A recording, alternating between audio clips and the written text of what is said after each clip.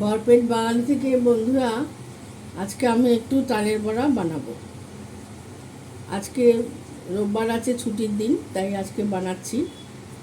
আবার নন্দ উৎসব মঙ্গলবার দিন, সেদিনকে আবার তালের মালপোয়া বানাবো। তালটা এই যে গোলা করে রেখেছি, তা আটিটা ভালো করে কুড়িয়ে নিয়েছি। কুড়িয়ে এর মধ্যে ময়দা, সুজি, নারকোল, চিনি, অল্প একটু গুড়, জাগরি, একটুখানি ওই যে মৌরি,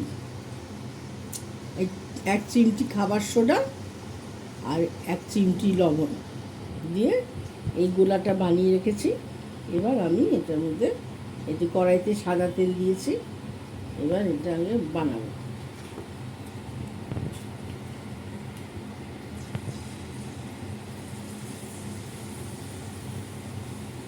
ছোটো ছোটো করে করব।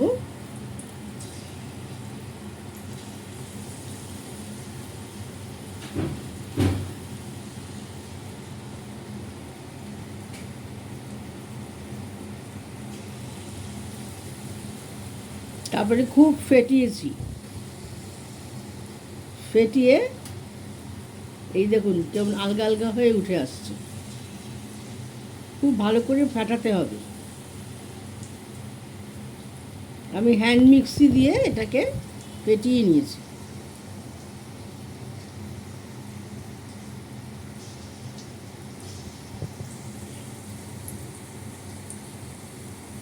বন্ধুরা দেখুন কি সুন্দর ফুলুরির মতন ফুলে ফুলে উঠছে।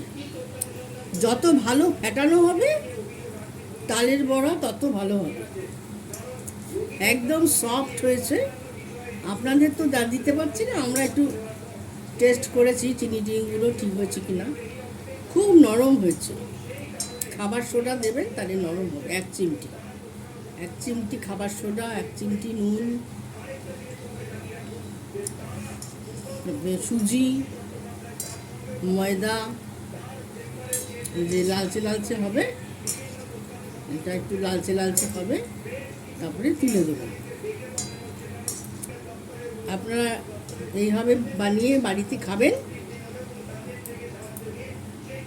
লাইক, শেয়ার, কমেন্ট করে দেবেন। আর ইউটিউব চ্যানেল খুলেছি নতুন, @ভরপেট বাঙালিতে সাবস্ক্রাইব করে দেবেন। আর এইভাবে তালের বড়া করে খাবেন, খুব ভালো। এক চিমটি নুন, এক চিমটি খাবার সোডা, আর সুজি, ময়দা, চিনি আর অল্প গুড়। লালচে লালচে হয়ে গেছে, কি সুন্দর। কড়াইয়ের সঙ্গে একটুও লাগছে না, একদম হালকা ফুলকা হয়েছে।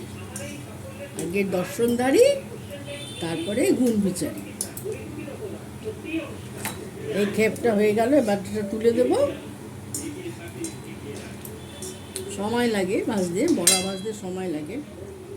সে দেখুন লালচে লালচে হয়ে গেছে আমার, এই খেপটা হয়ে গেছে। আমি এটা আবার তুলে দিচ্ছি।